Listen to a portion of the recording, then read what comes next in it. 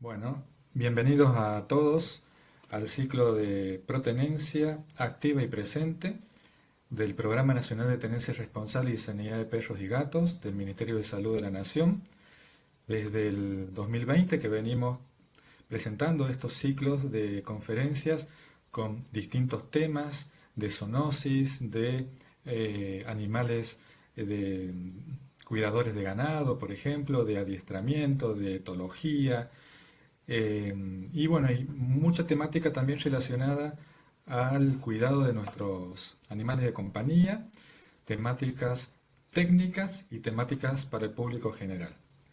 El programa nacional depende del Ministerio de Salud de la Nación y está dirigido por el doctor Juan Enrique Romero, que en este momento no se pudo conectar porque está de viaje, entonces no iba a tener buena conexión a internet porque estaba justamente en la ruta.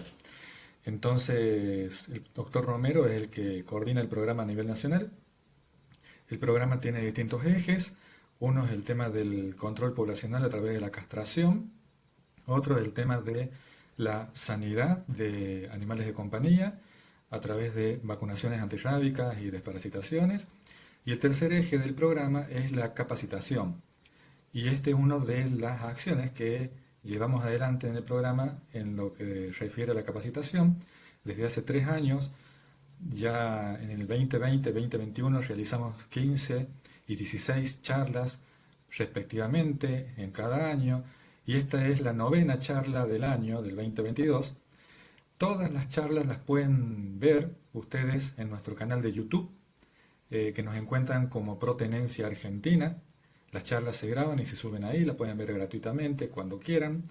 Así que pueden ver las distintas temáticas que hemos abordado en estos 3 años. El tema de hoy es los medicamentos antimicrobianos en animales de compañía.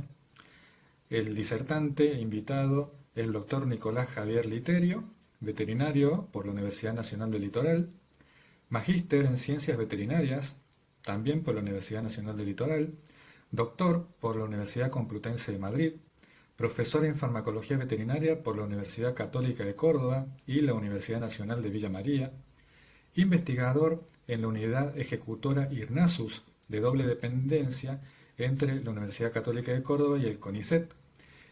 Y la línea principal de investigación que tiene el doctor desde 1994, hace algunos años, es sobre antimicrobianos en medicina veterinaria. Y justamente uno de los temas que al doctor le preocupa y a toda la salud pública y a una salud en general es el tema de la resistencia antimicrobiana, de los antimicrobianos, perdón, de las bacterias. Así que esa es la temática que va a abordar el doctor. Doctor Literio, bienvenido, muchísimas gracias por participar en este ciclo y lo dejo todo en sus manos. ¿Cómo no? Bueno, muchísimas gracias. Quiero primero abrir con la parte formal, que son los agradecimientos, agradecerle a Protenencia, al coordinador general, al doctor Romero, al doctor Diego Graif, que aparte de ser un gran profesional y tuvo la delicadeza de invitarme, también es un gran amigo, le tengo mucha confianza, aunque tratemos de usted. Quiero agradecerle a ustedes también que están allí escuchando o que van a escuchar esta charla por el tiempo que se están tomando, y espero que esta sea de utilidad para ustedes. El tema que me han invitado a disertar, sí, como bien decía el doctor Greif, tiene que ver con los antibióticos, que si bien, sí, yo lo empecé a estudiar hace mucho, pero por el lado más que nada estrictamente farmacológico, obviamente que luego he visto por diferentes informes, me fui interiorizando, mejor dicho, por el tema de la resistencia. Y bueno, justamente la resistencia que hacen las bacterias dejan de ser susceptibles a los antibióticos, un problema que hoy preocupa a todos. No es un tema exclusivo de veterinaria, de animales de compañía, es un tema, como muchos de ustedes podrán saber, un tema general. un tema general que afecta a la salud pública fundamentalmente. Vamos a empezar con esta primera diapositiva que tiene que ver con la evolución del desarrollo de los antibióticos, que acá de arriba dice antibióticos o antimicrobianos, y en realidad los vamos a usar indistintamente, pese a que uno tiene que ver el término antibiótico con que estas sustancias, estos fármacos son de origen natural. El uso antimicrobiano es el más aceptado porque no diferencia si es de origen sintético o de origen natural. Acá, un segundito, que veo que tengo un inconveniente con el puntero. Siempre aparecen estas cosas. Bien.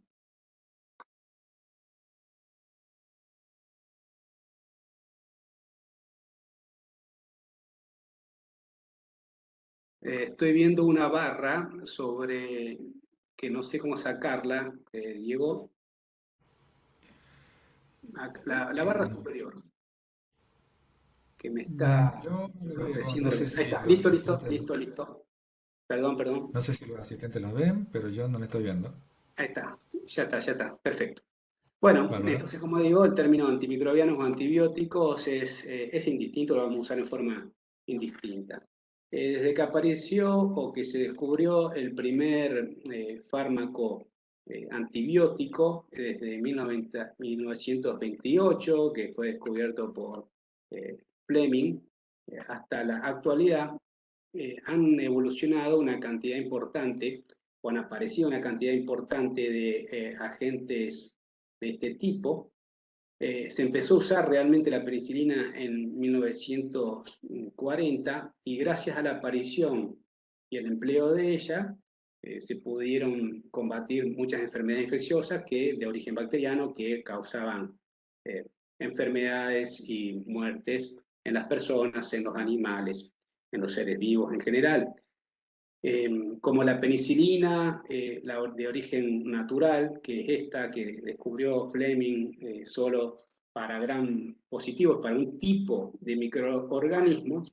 Entonces, la industria farmacéutica se ha dedicado a investigar y a desarrollar otro tipo de clases de antimicrobianos que fueron surgiendo hasta la actualidad en gran cantidad desde la década del 40 hasta fines del 80 y luego empezaron a decaer eh, el número de antibióticos nuevos que emergieron.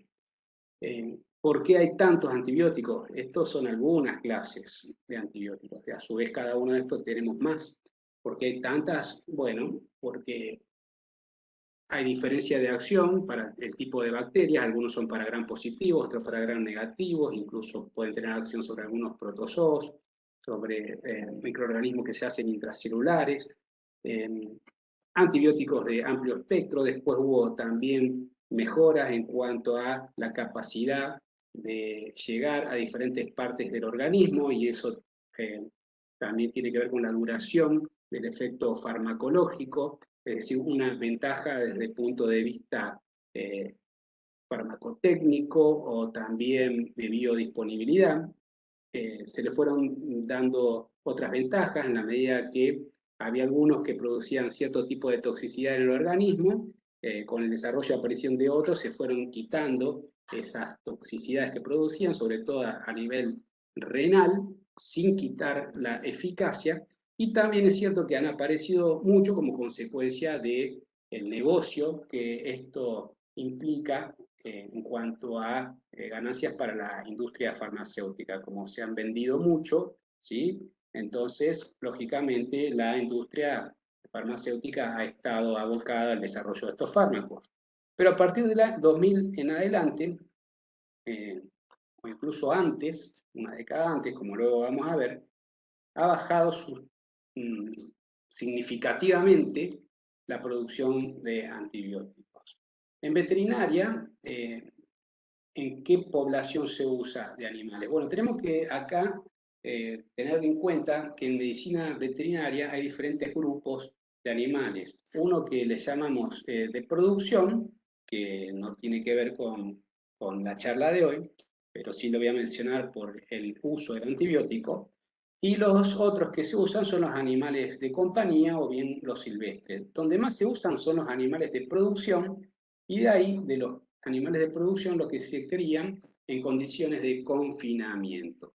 Se pueden criar o producir en forma extensiva, digamos, no confinados, o bien, como acá está, bajo una unidad de superficie, más hacinados. Y es lógico que que se usen en cantidad allí, porque si uno ve solamente esta imagen de aves, se pueden ver la cantidad de aves por unidad de superficie, es decir, que si ahí va a emerger o va a haber una infección bacteriana, la tasa de transmisión es muy alta, y por lo tanto, para tratar a todo este lote de animales, este grupo, es que se usan los antibióticos no solo en forma individual, sino que se usan en masa, a granel, como se administran por el agua de bebida o a través de las tolvas por donde se suministran los alimentos. Eh, entonces, tiene que ver con el uso de antibiótico con también la probabilidad en emergencia de algún tipo de enfermedad infecciosa. En comparación con los animales de compañía, podemos eh, ver esta proporción, el uso de antibióticos en veterinaria o antimicrobianos, ¿sí? Mientras que el 2% de lo que se comercializa, esto es una proporción válida para nuestro país, para Argentina, mientras que lo que se comercializa en animales de compañía de antimicrobianos corresponde al 2% del total de antibióticos comercializados, el resto, la gran parte, se comercializa en grandes animales, y tiene que ver con lo que les decía previamente. Ahora, en animales de compañía, lógicamente que como hay infecciones bacterianas de diferentes tipos, predominantemente en la piel, en el aparato digestivo, en la parte genitourinaria, respiratoria, etcétera, es que es necesario controlar esas infecciones. A diferencia de lo que es la producción de animales, se emplean aquí prácticamente en forma individual, es decir, por cada individuo por una forma enteral o parenteral. Si acá le mostraría la diapositiva de los animales de producción, se utilizan también en masa. Y prácticamente el uso es terapéutico. Mientras que en grandes animales, acá podríamos agregar otras categorías que se usan en forma terapéutica, profiláctica, metafiláctica y también promotora de crecimiento, que es una práctica que realmente está desalentada por los problemas de resistencia que genera. Comparativamente con otros grupos donde se pueden utilizar los antibióticos, es cierto que en veterinaria, tanto en animales terrestres como en acuáticos, se usan mucho los antibióticos. Es cierto que no es la única población donde se utilizan. Obviamente que también en la población de las personas, ¿sí? Es donde el segundo grupo que se usan mucho estos agentes. Sobre todo dentro de la población humana, hay que diferenciar dos tipos de subgrupos. Uno es el uso dentro de los hospitales o los centros de cuidados de salud, que a su vez tienen las partes de cuidados intensivos y los demás, y fuera de los hospitales, que son en las comunidades o de uso ambulatorio. La proporción de uso también difiere entonces dentro de la categoría de uso en personas, en hospitales y no. Y también le vamos a agregar acá el uso en el medio ambiente para controlar, digamos, algún tipo de enfermedades que se produzcan en la vegetación, en las semillas, en los frutos, y cómo no, los denominados desinfectantes, que si bien no son antimicrobianos, porque los desinfectantes tienen otro tipo de mecanismo de acción, bueno, no están hechos, diseñados para una persona, un animal, pero combaten bacterias. Entonces, también se le suma a esto entra dentro de la categoría biocida, ¿sí? Los desinfectantes, los antisépticos también, el uso para limpiar uso doméstico o también para lo que sería a nivel industrial donde se usa mucho. Es decir, hay una gran cantidad de uso de estos agentes antimicrobianos y también biocidas. Muchas veces usado en forma irracional. Cuando digo mucha, que en realidad me estoy expresando mal, porque en general es en la mayoría. No hay una conciencia clara de lo que produce el uso irracional del antibiótico. Hoy por hoy, que esta charla incluso se llama resistencia y que se conoce los problemas de la resistencia a los antibióticos. ¿Cuántas veces hemos visto incluso propagandas que instan a usar ciertos desinfectantes en cualquier sitio de la casa, cuando en realidad en el hogar hay zonas de riesgo donde se dan más infecciones que en otras? Por ejemplo, lo que son los baños, por ejemplo, ahí sí es más razonable usar un agente desinfectante, pero no en un dormitorio o en cualquier otra parte de la casa. Se debería usar en forma más racionada. Luego, lo que es acuicultura, hay muy pocos estudios de qué antibióticos se deberían utilizar. Y aquí, y en la forma, se está estudiando, es cierto, se está avanzando, pero no hay demasiadas evidencias todavía. Y se usan, acá se pueden criar los peces u otro tipo de animal acuático, bien en piletones o en las costas marítimas. Imagínense si ahí se le administra los medicamentos, todo eso va por el agua y cómo se desparrama eh, el antibiótico y la bacteria resistente a través del agua. Es decir, hay lo que se denomina un uso racional.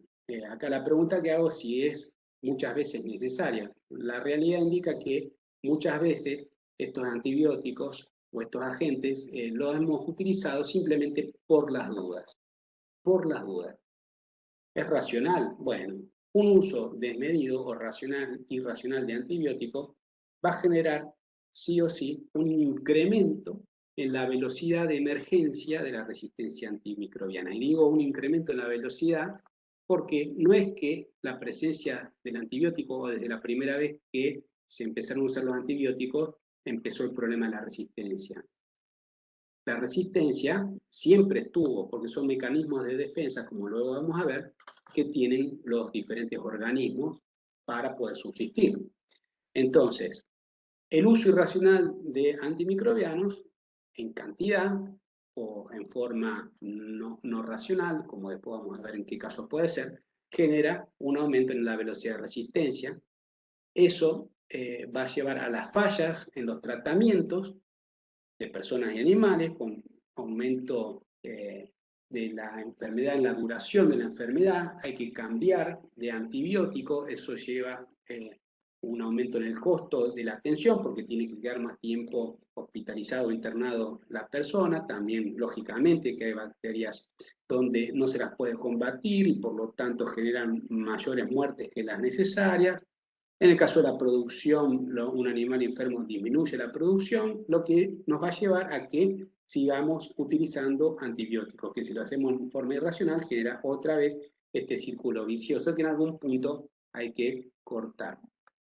Esta diapositiva está relacionada, como les comentaba hoy, y explicando un poco el por qué la producción y la venta o la comercialización o la aparición de nuevos antibióticos viene en picada, vamos a decirlo así, a partir de mediados del 80 hacia la actualidad. Miren, de acuerdo a esta diapositiva o esta imagen, en 1999, perdón, en 1990 había 18 nuevos antibióticos comercializados, mientras que ya en el 2010 solo 4. Y hoy por hoy, ¿cuántos nuevos hay? Realmente no lo sé, pero es evidente que hay poco. ¿Por qué es evidente?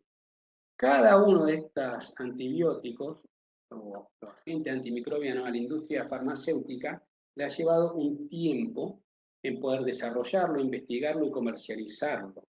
Ese tiempo ronda alrededor de los 10 años, es decir, que durante 10 años la compañía farmacéutica estuvo invirtiendo dinero para poder luego recuperarlo en ventas. Pero ¿qué pasa? Si sale algo nuevo, ¿cuál es la tendencia? La tendencia es algo nuevo, lo uso porque vamos a suponer que va a funcionar muy bien. Y es cierto, eso va a suceder en un principio, va a funcionar bien, va a ser eficaz, pero si lo usamos irracionalmente, inmediatamente van a aparecer cepas bacterianas que expresen resistencia. Y la resistencia le va a ganar en velocidad, en tiempo, en aparición, con respecto a lo que se tarda en producir un antibiótico. Mientras que la resistencia es un mecanismo bastante rápido, producir un antibiótico, comercializarlo, demora en promedio 10 años. No es negocio para la compañía farmacéutica y por lo tanto, ¿qué hace la compañía farmacéutica? Esa línea de desarrollo y de investigación la deja dormir o no invierte más dinero en ello y se dedica a cosas que realmente le den ganancias. ¿Cuáles son las cepas bacterianas? Bueno, acá las que se ven están con estos colores porque son cepas que realmente son muy preocupantes, ya que son bacterias para las cuales no responden a los antibióticos, son muy resistentes. Es el caso del Staphylococcus aureus, resistente a la meticilina, que no es porque sea resistente a la meticilina, es resistente a todo, son cepas MRSA, a todos los betalactámicos, enterococo resistente a vancomicina, pseudomonas resistente a fluoroquinolonas. Son cepas de alto impacto en salud pública, en salud humana, difíciles de tratar. Y esta evolución de resistencia no es nueva. Incluso ya lo había advertido Fleming, quien descubrió la penicilina, en su discurso de premio Nobel en 1945.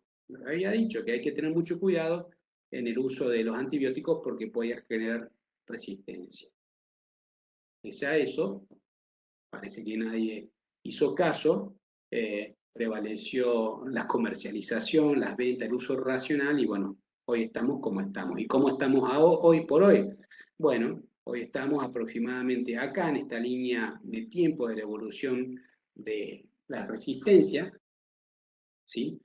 Donde en realidad acá viene de más atrás, pero bueno, esta imagen muestra desde 2008, donde ya se descubren superbacterias que resisten a prácticamente todo. Luego en el 2013 se ve en presencia en una Escherichia coli un gen MSR1, que es un gen que resiste a la colistina. Este es un caso muy interesante porque para este entonces había infecciones en personas que podían ser tratadas con carbapenems. Cuando empezaron a haber resistencia a carbapenems, que son antibióticos de última línea, y no había nada más para dar, bueno, se empezó a usar colistina, que la colistina es un antibiótico viejo que se dejó de usar porque era muy tóxico para el riñón. ¿Y qué sucede? La colistina, como se dejó de usar, no evidenciaba resistencia. Por lo tanto, se empezó a usar para estas infecciones de Escherichia coli resistente. Hasta que, por el uso masivo de colistina, sobre todo esto es en producción porcina, en algunos países del Asia, donde hay gran cantidad de producción porcina, bueno, las bacterias que empezaron a expresar resistencia contra este antibiótico que era lo último que quedaba para esta infección. El problema es que se diseminó este gen y hoy por hoy está en casi todas partes del mundo. Es un gran problema. Luego, estos datos, que también son alarmantes, en 58.000, casi 60.000 muertes en la India, como consecuencia de infecciones resistentes a los antibióticos, la cantidad de casos crecientes de tuberculosis multiresistente, y ante todo esto, bueno, en 2016 la Organización Mundial de la Salud propone un plan para combatir la resistencia, que se puede ver perfectamente en Internet y a lo cual adhiere la Organización Mundial de Sanidad Animal. Y luego, bueno, está ponderado que para el 2050 es no cambiar nada y esto seguir así, y bueno, las muertes previstas por infecciones resistentes a los antibióticos van a ser mayores a la suma de todos los cánceres que se conocen. La pregunta que nos hacemos es por qué resisten las bacterias, y bueno, ya lo decía Darwin, es la supervivencia del más apto. Esto se da para cualquier tipo de organismo. Esto es válido tanto para lo que es una bacteria, como puede ser también para un parásito. Resulta que la resistencia a los antiparasitarios, que si bien no es mi área, debo decir que es realmente muy, pero muy preocupante en medicina veterinaria. No tiene el auge que tiene, o el auge, la repercusión que tiene la resistencia a las bacterias, porque no afecta en gran medida la salud pública, pero es un gran problema en medicina veterinaria. También se ven para hongos, o esto se puede dar en realidad para cualquier tipo de organismo. Se llama en general quimioresistencia. En el caso de las bacterias, bueno, son muy eficientes.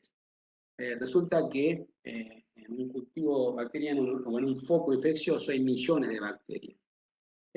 Dentro de esas millones, que radican dentro de un individuo que esté infectado, al cual uno coloca un antimicrobiano, por más efectivo que sea antimicrobiano, esté colocado a la dosis justa, etcétera, etcétera, son tantas bacterias que la probabilidad que una y solo una quede, siempre está latente, es probable.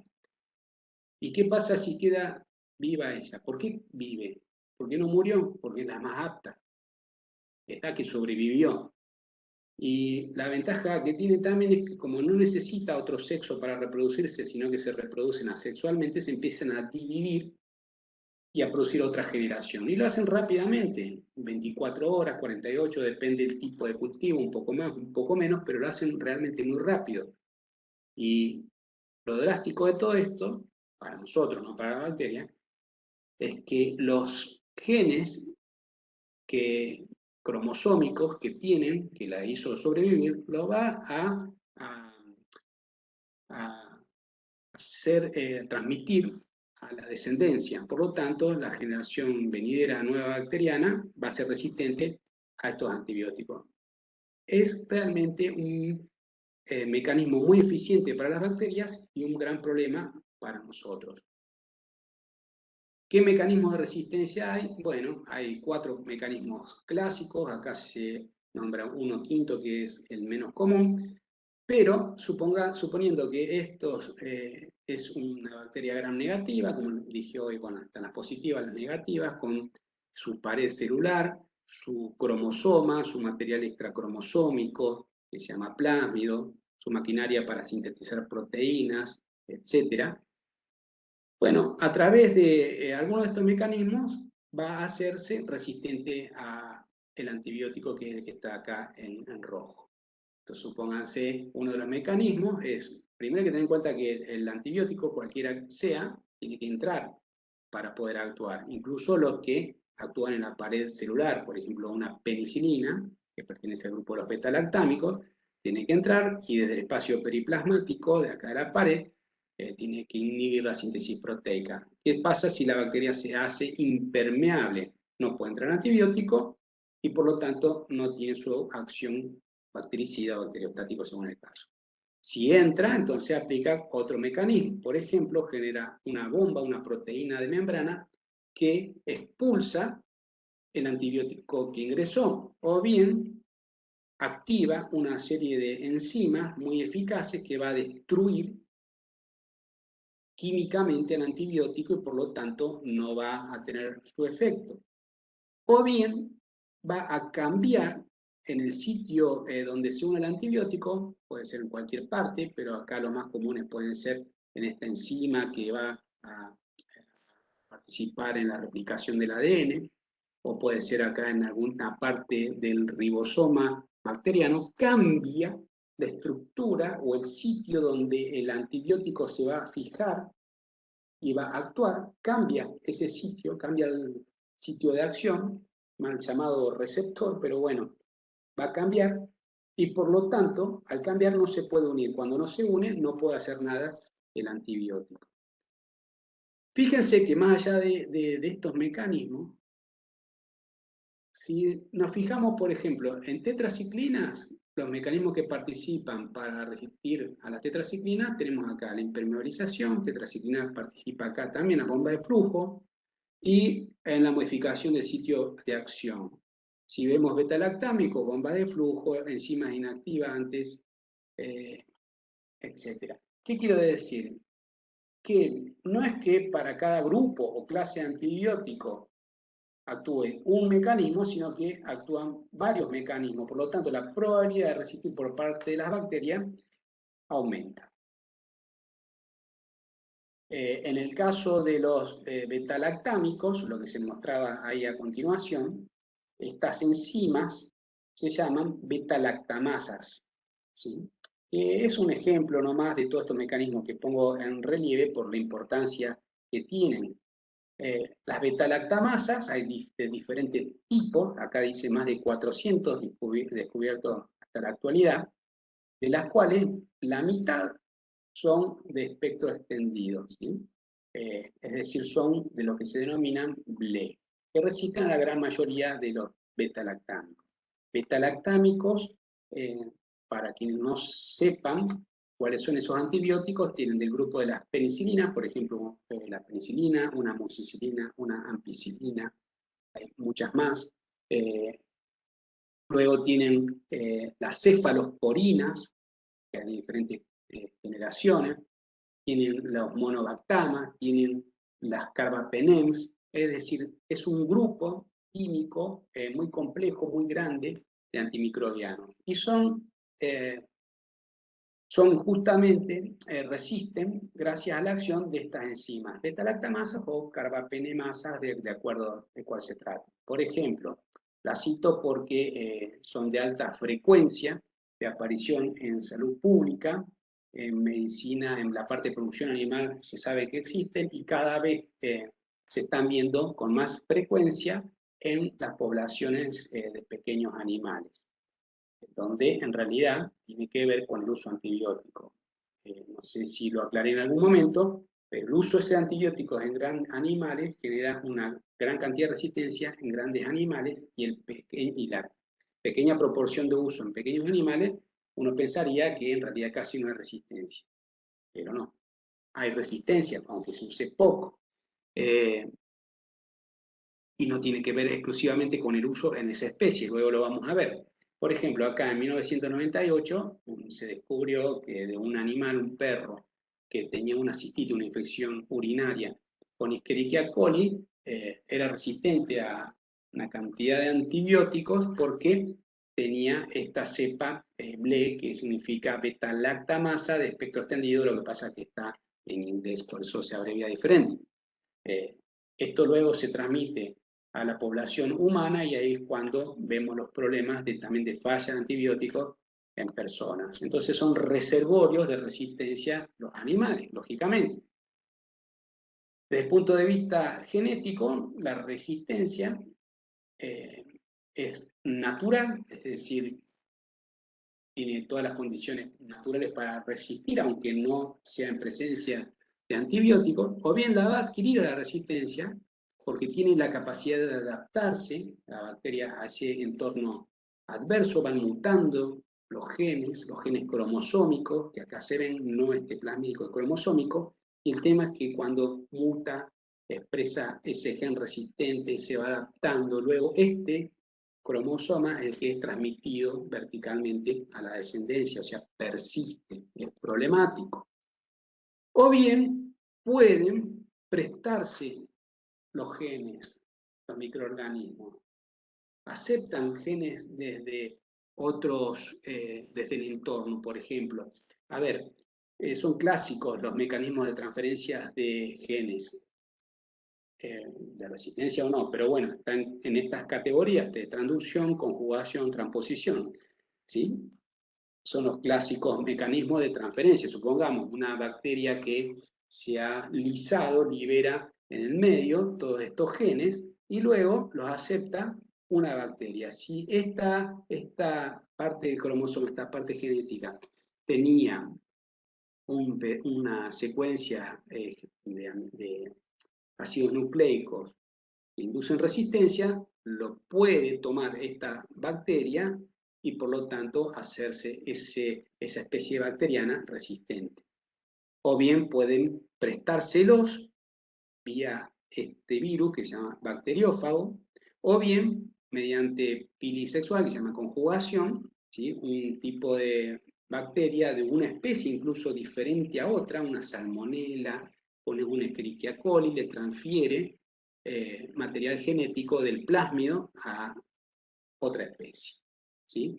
Entonces, conclusión, la resistencia por mutación es gradual, vertical y persistente, y la que es por transferencia de genes extracromosómicos, esta plasmídica, es más rápida, ¿sí? Es rápida en aparecer, aunque no es tan persistente, es horizontal. El problema que tiene esta es que transfiere genes de resistencia para la misma especie o bien para otras especies o familias bacterianas, incluso para bacterias que no son patógenas, e incluso para bacterias ambientales, para bacterias que están en los animales, que están en el hombre. Es decir, si ustedes se imaginan un escenario intestinal, ¿sí? Un tracto digestivo, intestino grueso, donde hay bacterias de todo tipo, de las patógenas hasta las no patógenas, en un equilibrio en todo lo que es esa flora, esos genes se están compartiendo. Si hay algún gen de resistencia, se pueden transmitir con alta probabilidad, que luego van al medio ambiente, van a parar al agua, del agua van por, a otras poblaciones, y así el circuito de traspaso de resistencia va de un lugar a otro. Incluso puede haber lo que se denomina multiresistencia, que es más común de lo que uno cree. La multiresistencia es cuando una bacteria, una cepa bacteriana, resiste a al menos un antibiótico de 3 categorías o clases de antibióticos diferentes. Por ejemplo, si resiste a tetraciclina, a un tipo de tetraciclina, a un tipo de anfenicol, a un tipo de macrólido, son tres clases de antibióticos, ya tenemos multiresistencia. Es muy común, no es poco común. ¿Qué microorganismos son importantes controlar o evaluar y que tienen impacto en la salud pública? Organismos presentes en los animales de compañía. Son estos que están acá. Staphylococcus aureus resistente a meticilina, del grupo Intermedius también resistente a meticilina, los enterococos resistentes a las vancomicinas, y y las enterobacterias como la E. coli, que es muy común, multiresistente, que portan BLE y carbapenemasas, ¿sí? Estas son muy frecuentes y son bastante peligrosas para la salud pública, porque realmente no hay con qué tratarlas, y son comunes en animales de compañía. Eh, Existen trabajos que se están haciendo localmente, no puedo dar los datos porque es un trabajo en progreso, donde se están buscando estas cepas, y hay más de los que uno podría pensar en dando vueltas en los pequeños animales o incluso en el ambiente. Estoy hablando de la provincia, de la ciudad de Córdoba en particular. Por lo tanto, como esos genes de resistencia se transmiten en las diferentes poblaciones, podemos decir que el escenario es bastante complicado, y así como en un principio el problema se tomaba por separado, que el problema de resistencia en veterinaria era de veterinaria, de los humanos era de humanos y de veterinaria, y así, en realidad es más complejo, porque hay una cuestión epidemiológica. Esos genes de resistencia, o esos microorganismos, se transmiten, fíjense lo que hoy les decía, los dos grupos donde se usan antibióticos, por ejemplo, con más frecuencia, en animales o en personas, ¿sí? En animales vimos que se usaban tanto en producción, intensiva, confinados o no, o en animales de compañía. El mayor riesgo está indicado con este color rojo, de expresión de resistencia. Y a su vez, en personas, ya sea de la comunidad o de las personas. En rojo, nuevamente, los grupos de alto riesgo, los que están hospitalizados, sobre todo en terapia intensiva. Y otro grupo de riesgo podemos incluir acá, personas de comunidad que está, por ejemplo, en los asilos para personas de tercera edad, donde ahí ya se ven, o incluso en hospitales también, resistencia a bacterias como Acinetobacter baumani, que no es patógeno, es un oportunista, pero que genera problemas en esta población porque son los que menos defensas tienen. A través de la cadena alimenticia, de alimentos de origen animal particularmente, es un problema. Por ejemplo, está identificado como factor de riesgo, como las personas que trabajan en los frigoríficos, que están en contacto con las vísceras de los animales, tienen que tener mucho más cuidado, estar más expuestos a esos genes de resistencia, y se transmiten a la población por diferentes vías, ya sea por, bueno, en este caso la cadena de alimentos, o bien por los efluentes. Y van dando vuelta. E incluso también se han visto casos de resistencias en animales originarias de poblaciones de antibióticos de uso en personas. Es decir, que no se usan en animales de compañía o en estos grupos de animales, que se usan en personas y está presente el gen de resistencia acá, en los animales. O sea, esto va y viene.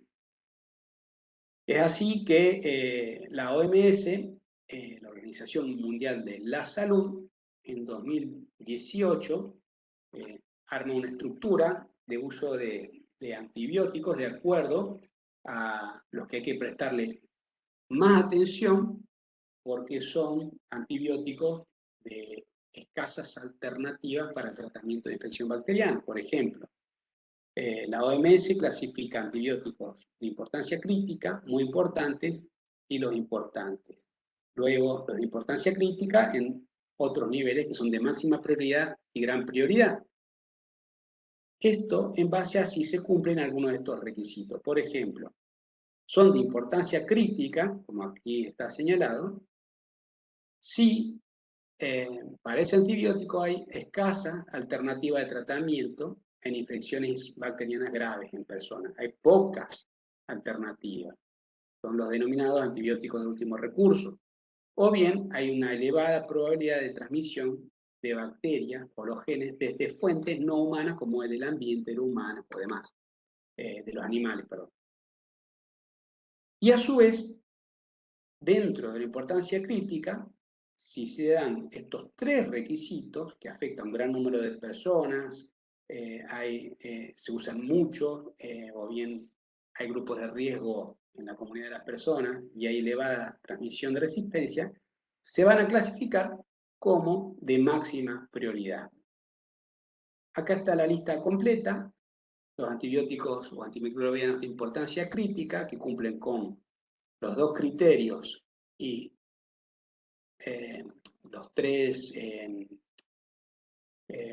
las tres prioridades son cefalosporinas, unos betalactámicos, pero los de última generación, tercera, cuarta y quinta, en veterinaria llegamos hasta la cuarta, glicopéptidos, como por ejemplo la vancomicina, macrólido, por ejemplo la eritromicina, polimixina, sobre todo acá más que nada referido a la colistina, y quinolonas, o mejor dicho, fluoroquinolonas.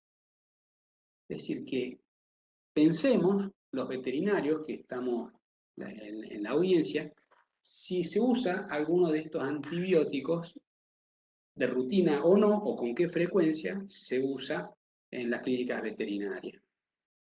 Si se usa, bueno, no es que no hay que usarlo, no es esto prohibición, simplemente lo que está dando es una escala de alerta, esto es como un semáforo, ¿sí? Esto quiere decir usarlo con mucho cuidado, con cultivo y antibiograma, con evidencias que te avalen el uso de antibióticos para una especie en particular. Porque si no, va a generar más resistencia que la vamos a transmitir a las personas. Y luego, de gran prioridad, que no cumple con las con estos tres requisitos, o que le falta algunos, tenemos estos otros. Los de importancia, que estos son los de importancia crítica, y luego tienen los muy importantes, que cumplen con alguno de estos dos criterios. El uno, acuérdense, es que son de último recurso, y los dos es por la probabilidad de transmitirse los genes o las bacterias a la población. Tienen estos otros. Yo acá señalé en rojo las categorías o grupos que se usan con más frecuencia en animales de compañía, perros y gatos, ¿sí? De los cuales dos de estos grupos son de máxima prioridad. Quinolonas, fluoroquinolonas, estoy hablando de la enrofloxacina, estoy hablando de la ciprofloxacina, norfloxacina, danofloxacina. La enro es la que más se usa. Marbofloxacina también. Cuidado con esto, hay que tener cuidado. Aminoglucósidos, los conocemos, streptomicina y demás. Penicilinas, por ejemplo, para pseudomonas, ticarcilina o la piperacilina, para aminopenicilinas como la amoxicilina, de uso muy común en veterinaria, o con inhibidores de beta-lactamasa, el ácido clavulánico, por ejemplo. Bueno, estos son muy usados también en veterinaria y corresponden a antibióticos de importancia crítica. Quiere decir que una gran parte de los antibióticos que se usan, que usamos comúnmente en veterinaria, en clínicas de pequeños, son de importancia crítica para humanos. Para humanos. Y después los otros están clasificados como muy importantes. ¿Sí? Acá tenemos, por ejemplo, a la cefalosporina de primera, que se suelen usar mucho en veterinarias, tipo cefalexina, glicosamida, penicilinas, etc. Bueno, ¿de dónde yo saqué que se usan en veterinaria mucho, aparte de diferentes textos? Bueno, acudí a un informe de la Organización Mundial de Sanidad Animal, sería como, para los que no lo saben, la OMS para la parte veterinaria, antes se llamaba OIE, y es un informe del 2020, pero referido a lo acontecido en 2016, que los diferentes países iban notificando a la OIE. Esto es notificación por 31 países, de 31 países. Fíjense, los antibióticos que mencioné anteriormente son los que se están usando en animales de compañía. Tetraciclinas. El grupo que más se usa es de las penicilinas, sin diferenciar si son aminopenicilinas, si son antiestafilocócicas, etc. Las penicilinas. Luego tenemos, vamos acá directamente porque puede confundir esto, la cefalosporina en general, son otro grupo muy usado, sulfonamidas, incluido con trimetoprim, tetraciclinas y aminoglucosis. Fluoroquinolonas también me estoy salteando. Acuérdense, fluoroquinolonas y macrólidos, pese a que tienen una proporción baja con respecto a estos, se usan en medicina veterinaria y son de importancia crítica, máxima prioridad. Y después, penicilinas y otros son de importancia crítica. ¿Bien? Un dato que no es de la OIE es que lo interesante de todo esto es que algunos de estos antibióticos, como las tetraciclinas o las penicilinas combinadas con los aminoglucósidos, o el caso de la fluoroquinolona, son de amplio espectro. Por lo tanto, ahí caemos en el uso empírico, en el uso de, por las dudas, le pongo por si hay algún problema. Como por ejemplo en situaciones de no ser necesario, como una piodermia superficial o cistitis por primera vez en una dosis empírica. Entonces, consideremos esto. Las bacterias, independientemente si sean patógenas o no, porque ya vimos que sean o no patógenas, pueden tomar prestados genes de resistencia, transferirlos y luego tenemos las consecuencias. Son muchas. Cuando hablo de muchas, son muchísimas. ¿Sí? 5 por 10 a la 30, 5 quintillones. Están muy adaptadas a la supervivencia por los mecanismos que vimos. Evolucionan. velozmente. De hecho, son parte de las que originaron la atmósfera, la vida, están en todas partes. No son patógenas su mayoría, la gran mayoría justamente son muy útiles, ¿sí?, para la vida. El problema es que están resistiendo los antibióticos, las personas, los animales están enfermando, se están muriendo. ¿Cómo enfrentamos este problema de resistencia? Haciendo las cosas bien, claro, pero en forma individual, de ninguna manera. Los esfuerzos individuales son insuficientes. Acá tenemos que llegar a un acuerdo entre todos y considerar los planes de acción mundiales, lo que están contemplados en la OMS y que adhiere la OIE o la OME, la ONSA, como ahora se le dice. Dentro de estas directivas, para los diferentes sectores, no solo para los usuarios o los que prescribimos los medicamentos, los profesionales, médicos o bien veterinarios, sino también para las estructuras gubernamentales, los gobiernos provinciales, nacionales o cuales fuera que sean, que tienen la responsabilidad de legislar en cuanto a la prescripción de medicamentos, en cuanto a la ejecución de los controles de comercialización de medicamentos, es una pata realmente muy, pero muy importante.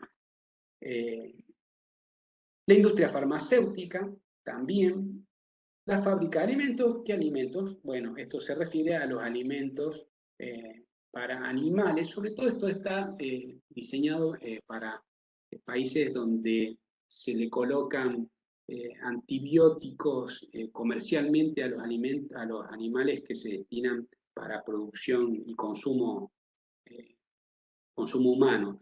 Esto hace un par de años, 2, 3 años, acá en Argentina ya se ha restringido.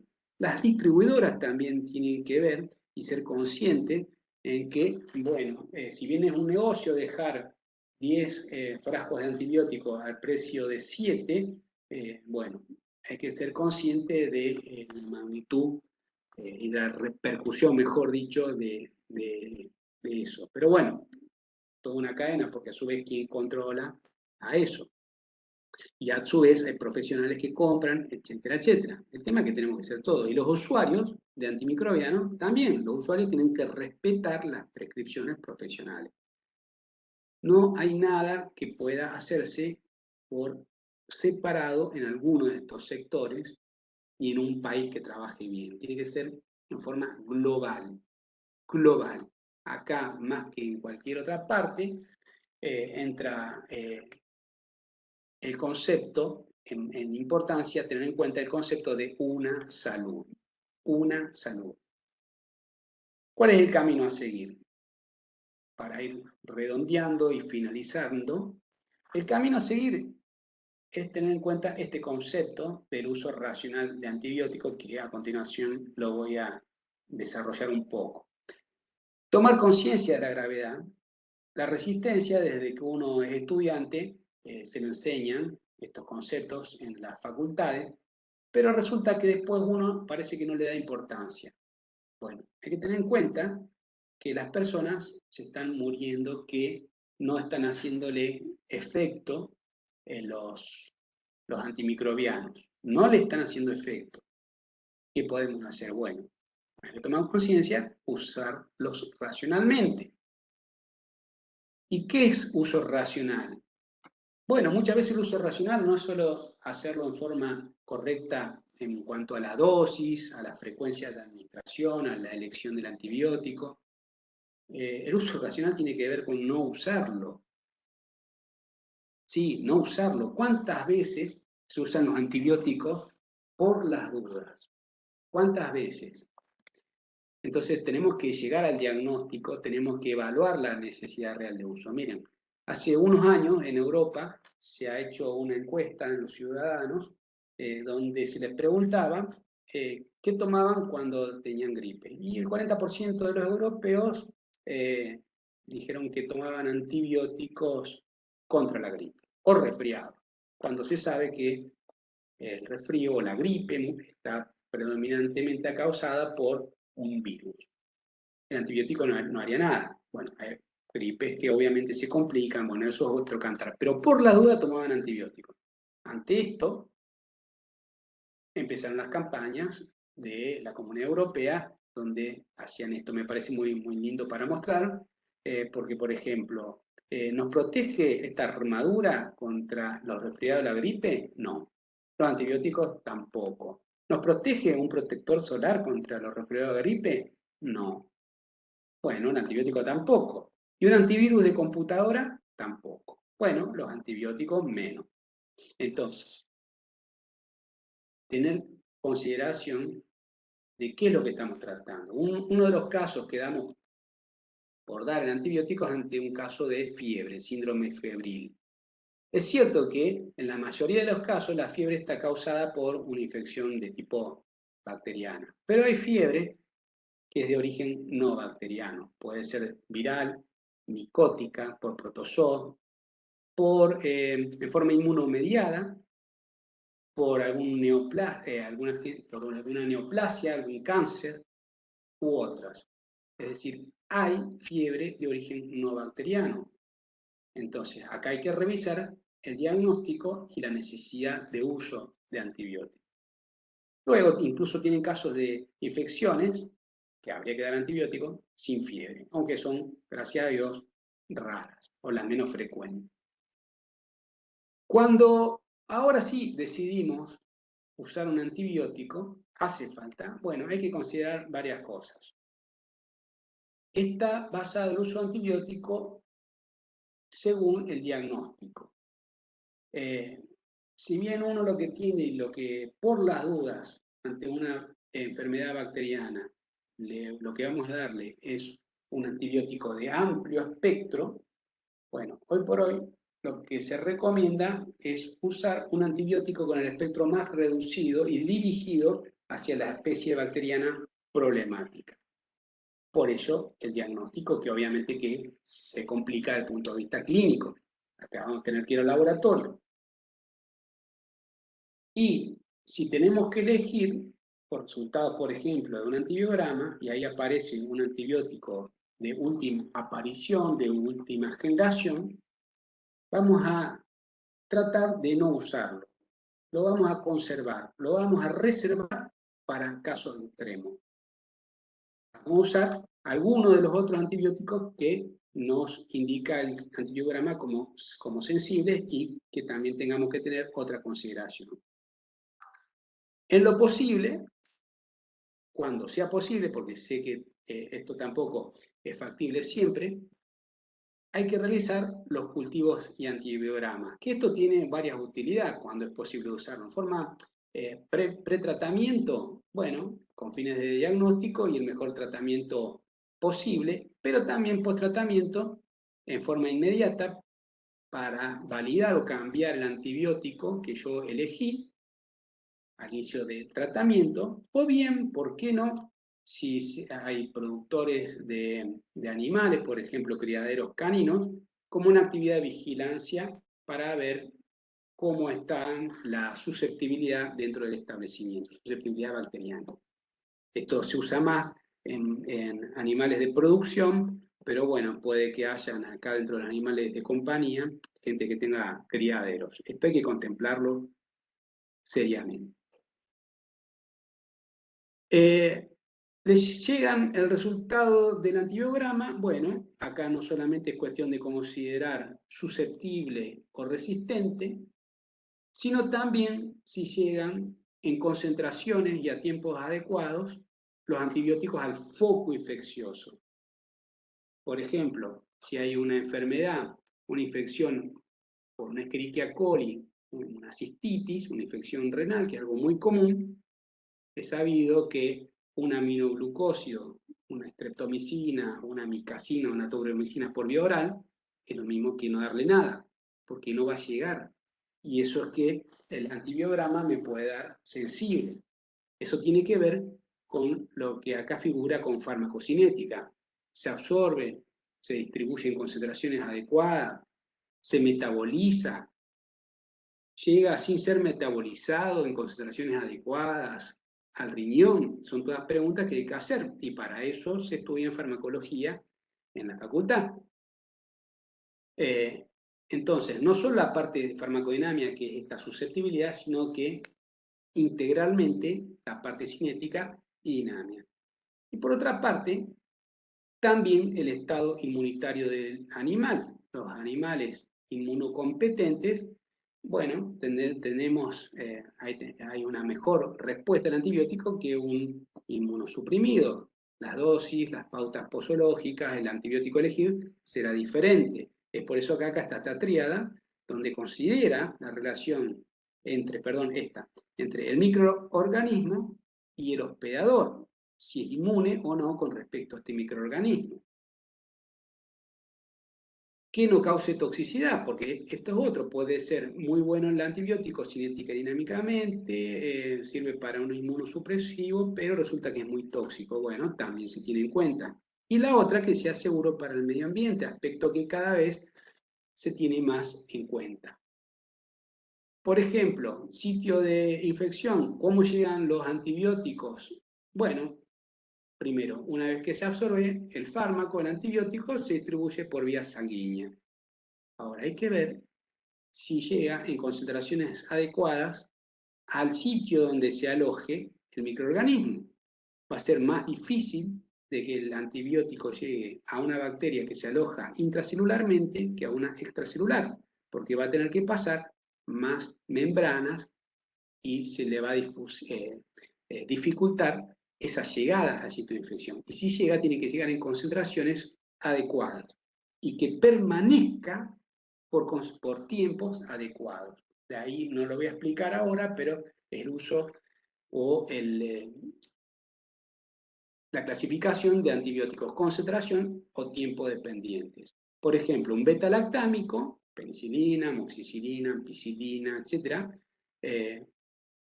tiene una propiedad química que, bueno, lo hace difundir escasamente a través de los tejidos. Difunde, sí, pero en realidad llega hasta este nivel, hasta el intersticio. No puede pasar, le va a costar mucho pasar hacia el citoplasma celular. Será bueno para bacterias o microorganismos que estén en el intersticio, como por ejemplo Streptococcus pneumoniae. Y si hay una inflamación, bueno, mejor porque favorece la inflamación aguda la llegada de los beta-lactámicos aquí. Por ejemplo, en estos casos, prostatitis o meningitis. Por ejemplo, de infecciones extracelulares, gracias a Dios son la mayoría, digo gracias a Dios porque es donde con más facilidad va a llegar el antibiótico. Y las intracelulares, bueno, tienen a nivel de citoplasma o de fagolisosoma en los macrófagos estos géneros. Micoplasma, bueno, es cada vez más común, o las hemobartonelas de los gatos y de los perros, que bueno, son tratados eficazmente y hay que usarlo con cuidado, las tetraciclinas, pero tienen estos otros.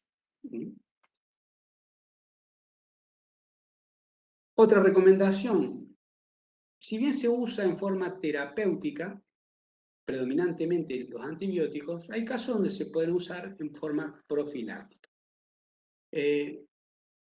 Caso típico, castraciones, una cirugía, ¿sí? Si el quirófano está, digamos, por sus protocolos de higiene y desinfección, se usan todo material descartable en forma limpia, esterilizada, etc. Bueno, es una técnica aséptica que disminuye al máximo el uso del antibiótico. Hay una costumbre, mala costumbre, de usar antibióticos postquirúrgicos, incluso cuando las condiciones de quirófano son muy buenas en cuanto a la asepsia, el animal no tiene riesgo de ningún tipo, sea un animal inmunocompetente, a esto me refiero, y son cirugías que se ejecutan rápidamente y los tejidos están muy irrigados como para que lleguen los antibióticos. No obstante eso, se usan los antibióticos postquirúrgicos.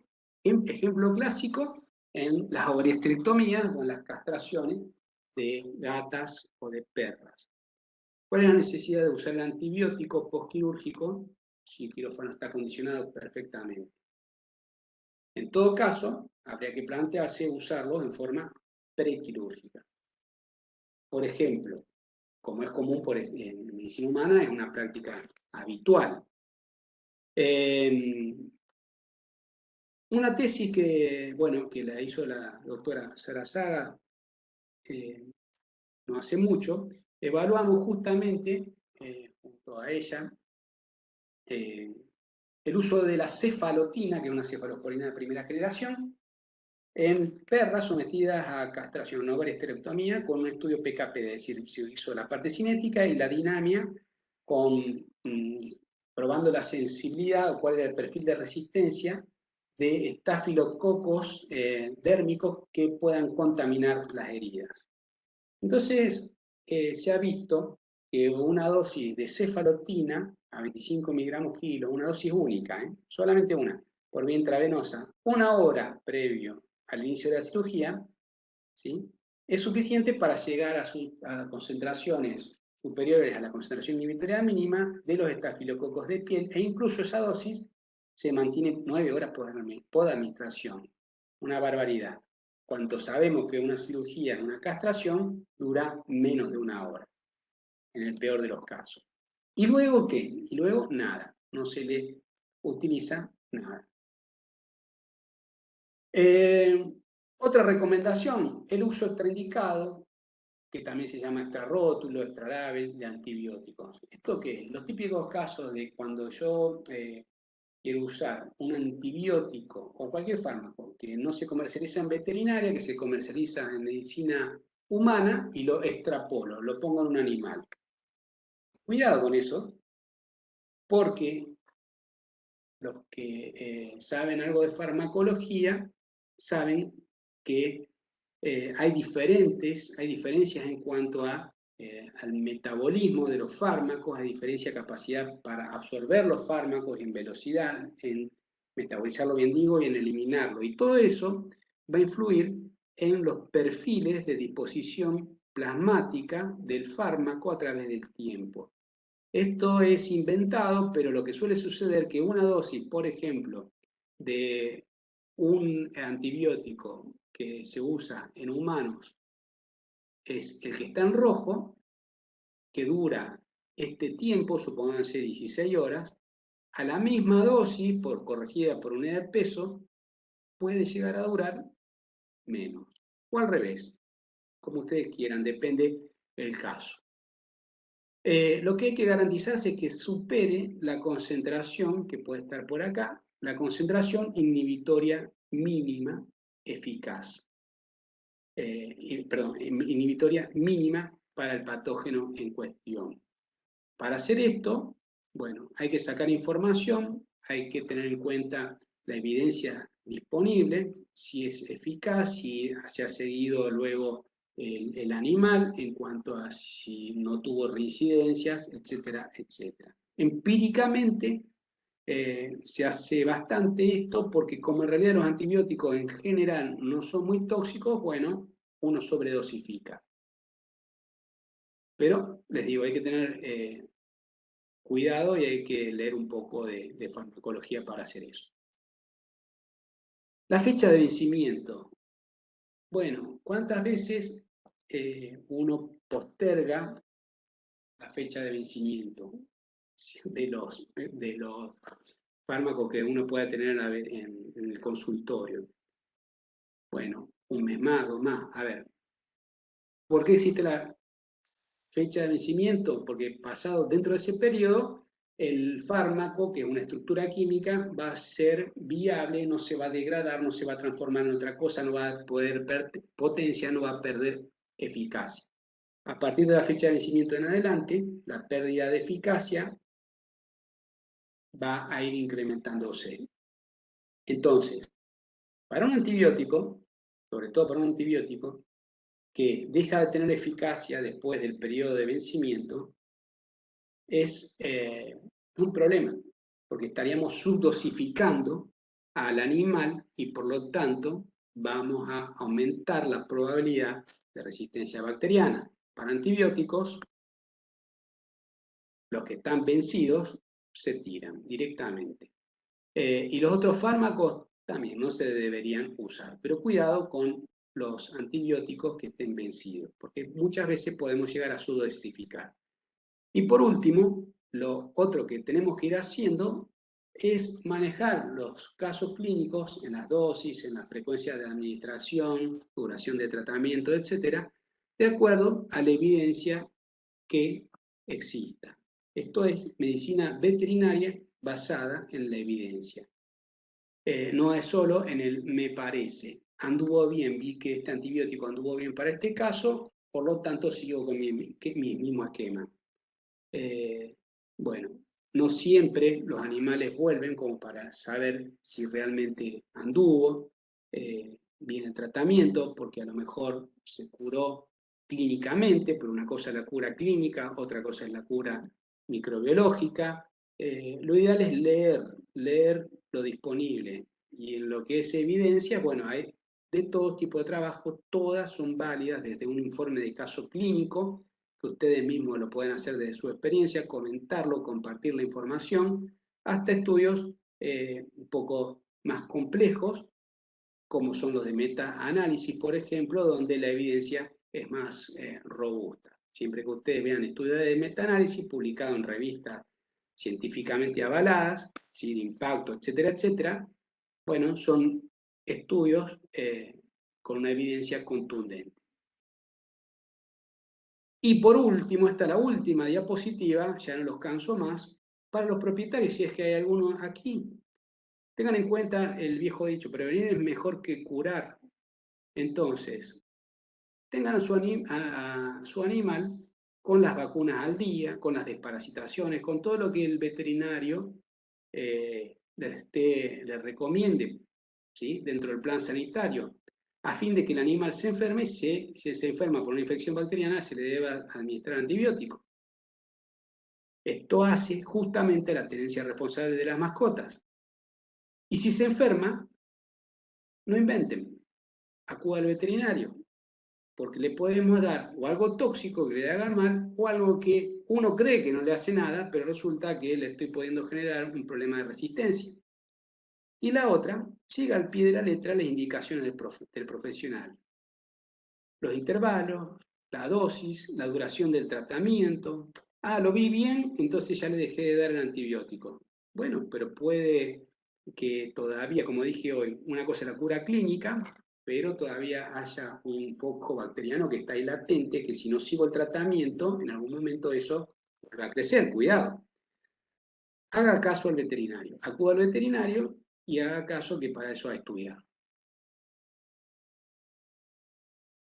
Esta última tiene que ver con la biodiversidad. Estamos todos viviendo en este planeta, personas, animales, microorganismos, diferentes seres vivos, y todos queremos estar en este planeta. Entonces respetémonos entre todos, incluso hasta las bacterias, las de las buenas, ¿sí? Las patógenas, cuidado.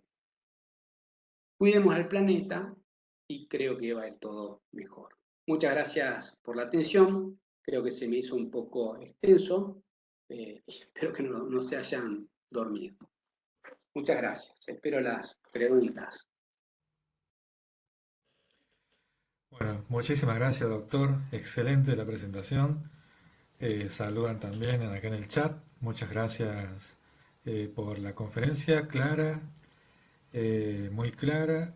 Excelente la charla. Felicitaciones. Bueno, vamos a algunas preguntas, Doc. Muchas de las preguntas ya fueron contestadas a medida que iba avanzando en la presentación.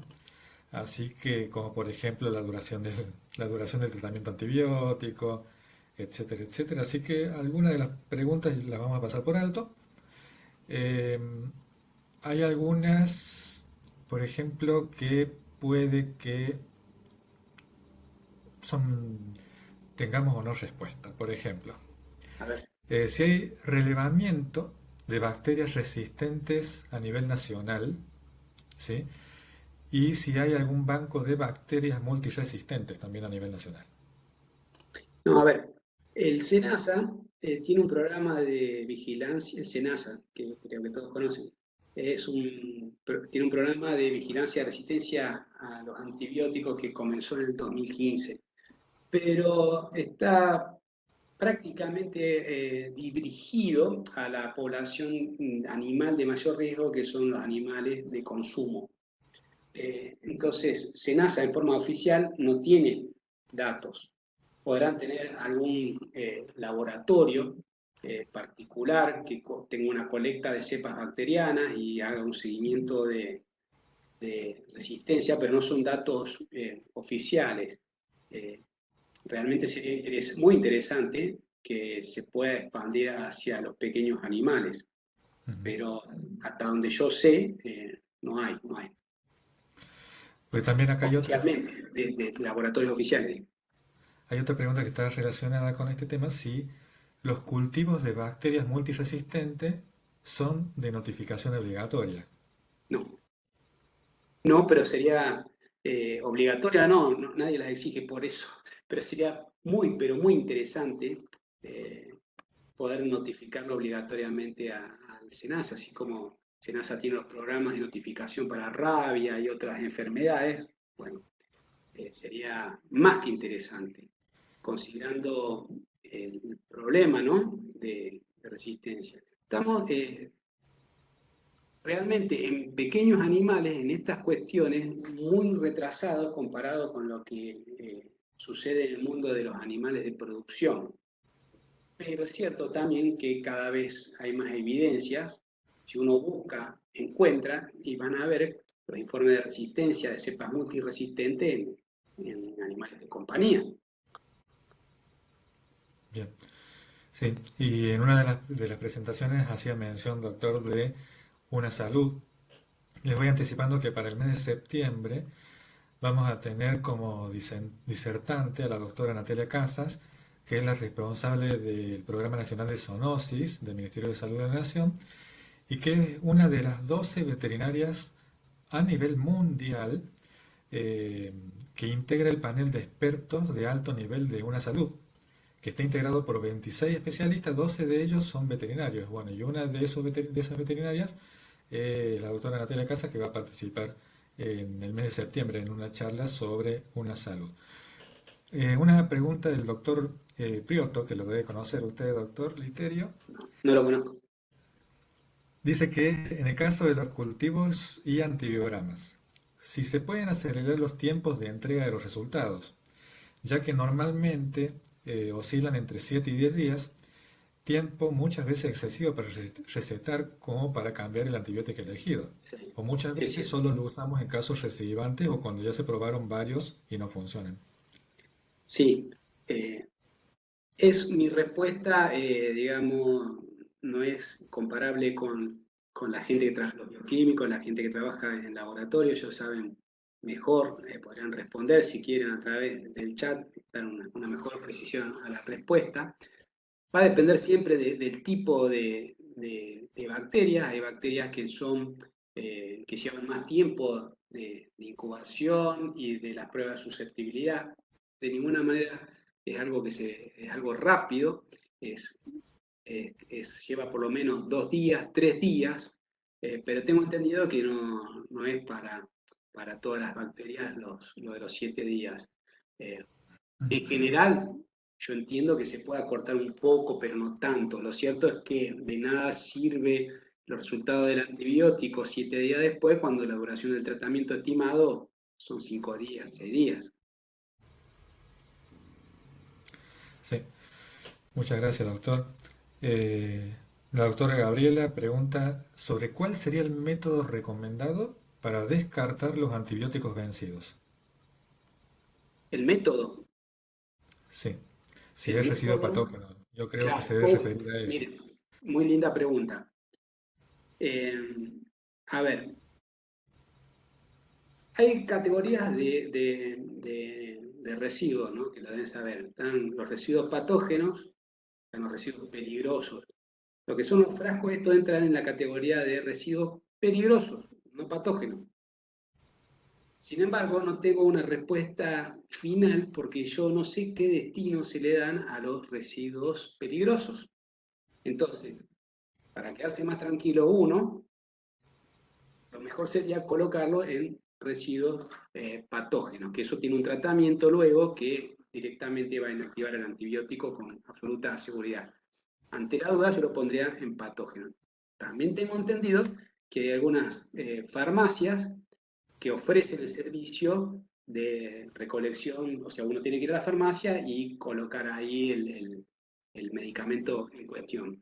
Está buena la pregunta porque eso no solo tiene que ver para los veterinarios, que usamos mucho de estos medicamentos, sino en forma domiciliaria, ¿sí? Que cuando uno le receta un antibiótico, ¿qué hace después con los antibióticos? Que muchas veces quedan una cantidad excedente de antibióticos, ya sea en solución o en un comprimido.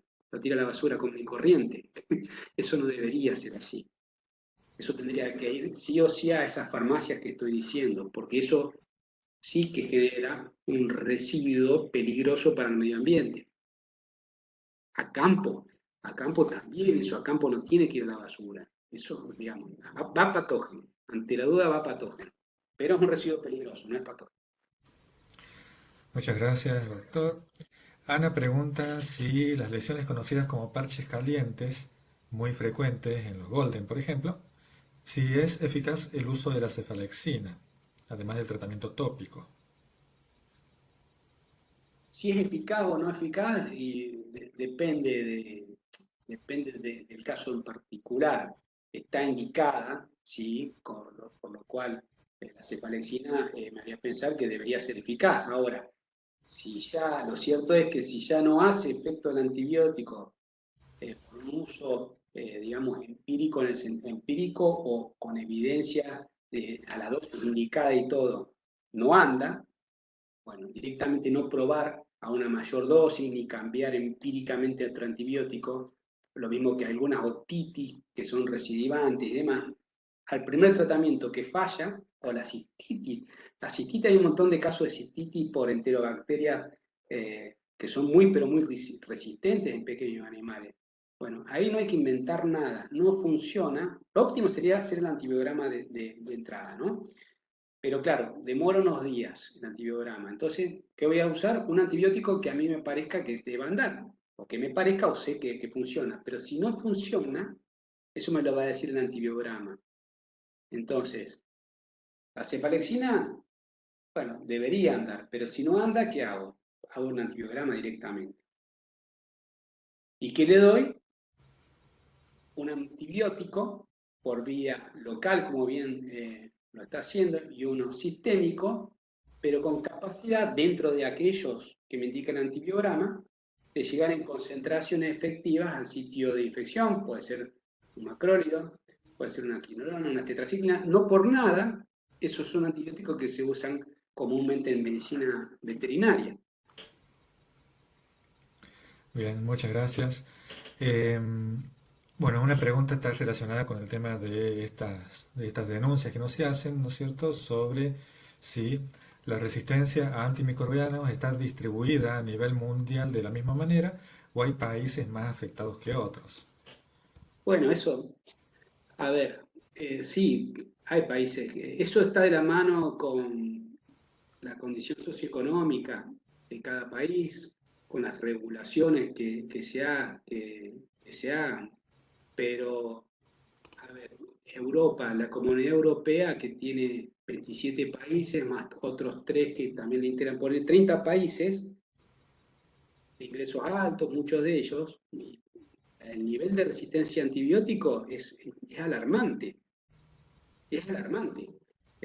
Y eso que muchos de esos países, por ejemplo Dinamarca, fue uno de los primeros en implementar los planes estrictos de prescripción de medicamentos en animales de abastos, etcétera, etcétera. Van todo al pie de la letra. ¿Tienen resistencia? Sí, a una tasa de menor que otros países también, pero la resistencia la tienen. Entonces, medio que ese concepto de uno tiene más que otro, es lo mismo que hoy decía en el concepto de una salud. Son esfuerzos individuales, porque los genes de resistencia, ¿sí? Las bacterias resistentes están en el ambiente, van por todas partes. Por ejemplo, en China, que hay fábricas de, de industria farmacéutica, por ejemplo, Hubo un caso donde se echaban en los efluentes sin tratar los restos de antibióticos y eso iba a parar a los vertidos a las aguas y los peces que estaban ahí o cerca, bueno, ¿qué pasaba? Adquirían resistencia. Y luego esos peces de esa población, no me acuerdo el nombre, se comercializaban en distintos puntos perdón, del planeta. ¿Qué es lo que pasaba? Empezaban a aparecer resistencia para un tipo de antibiótico por un fenotipo o genotipo determinado que no tiene nada que ver con lo que se usaba en ese país. Entonces, eh, sí, volviendo a la pregunta, tiene que ver el nivel de resistencia o la proporción de resistencia en cada país y en cada zona, ¿sí? Pero realmente, bueno, no debería ser algo a considerar desde el punto de vista epidemiológico, dado que es un problema global. Bien, muchas gracias, Doc. Acá un aporte de la doctora Rosero Solán, sí, A que ver, es microbióloga. sí, Rosario. Dice que normalmente en 3 días deberían estar los resultados de tipificación y antibiograma de gérmenes comunes. Gérmenes fastidiosos pueden demorar un poco más, pero si se pudiesen aplicar técnicas automatizadas, se pueden demorar menos todavía. Perfecto. Muchas gracias, Rosario. Es lo que no dije con certeza. Bueno, Rosario es bioquímica, trabaja en laboratorio, trabaja junto a veterinarios, sabe de lo que habla realmente, entonces ahí está contestada por una profesional de laboratorio calificada. Muchas gracias, Rosario. Luana pregunta si existen antimicrobianos naturales. Hace acá una analogía como por ejemplo el ajo para los parásitos en las personas. Mirá, el origen de los antibióticos, el primer antibiótico fue natural, o sea, venía de un hongo. Sí, claro que existen. Eh, Ahora, una cosa es el uso, el empírico y otro uso, bueno, el, digamos, ¿cómo sabes vos, Loana es, qué Luana. cantidad de, de ajo, por ejemplo, hay que ingerir para, bueno, para poder controlar una población bacteriana? ¿Que hay? Claro que sí. Por ejemplo, hay en las plantas, ¿sí? Las plantas también se enferman de bacterias, de microorganismos. Entonces, tienen que tener algún sistema para protegerse de esas bacterias. Generan sus antibióticos. Bueno, acá en la Universidad Católica de Córdoba, en los grupos que yo trabajo, se trabaja una línea de antibióticos que no son, les llamamos eh, agentes antimicrobianos, no de los clásicos, presentes en diferentes plantas nativas, por ejemplo, de la provincia de Córdoba. Algunos tienen actividad comprobada. También hay en las bacterias, que son los probióticos, famosos probióticos, que también son bacterias naturales, los lactobacilos. Es decir, puede haber perfectamente. Ahora hay que ver qué cantidad tiene y qué características tiene como para poder tratar de dosificarlo. De hecho, alternativas a los esquemas de antibióticos es usar un antibiótico convencional junto con alguna fuente no antibiótica de comprobada efectividad que trabajen conjuntamente, eso se llama sinergismo, para bajar la cantidad de antibióticos que se utiliza. No sé si fui claro, pero se está yendo por ahí. Bien, muchas gracias, doctor. Eh, Agradecen acá los No, personal. participantes las respuestas a las preguntas. Eh, Acá Susana Córdoba, que yo calculo que eh, debe trabajar en laboratorio por el aporte que hace, dice que la incorporación de técnicas basadas en espectrometría de masas permite la identificación de los microorganismos, bacterias, hongos en menos de 30 minutos. Mirá. Que en Argentina se utiliza en muchos hospitales y se logró optimizar la elección de tratamiento en menor tiempo. Asimismo, se está avanzando en la detección de resistencia a los antimicrobianos con estas técnicas. Claro. Sí, el tema es que tengo entendido que son técnicas de uso habitual en medicina humana y en medicina veterinaria, por los costos que tiene y demás, no son no son frecuentes. Aparte, creo, y acá voy a inferir un poquito, creo que hay que ponerla en punto para determinadas bacterias normales de medicina veterinaria. Creo que están Perdón, puestos a punto en muchos casos. Sí. perdón, dice que trabaja en la Facultad de Veterinaria de la Universidad Nacional de La Plata Ajá. y en el Instituto Malbrán. Bien, bien, bien. Claro, Así pero que, de uso común para las veterinarias son técnicas que me parece que todavía no son frecuentes. Sería genial tener un resultado en 30 minutos. ¿Y qué más querés? Por ejemplo, el Malditoff, creo que se hace referencia, creo. bien. Y acá también hace mención que dice que el Instituto Malbrán cuenta con una base de datos para todos los microorganismos.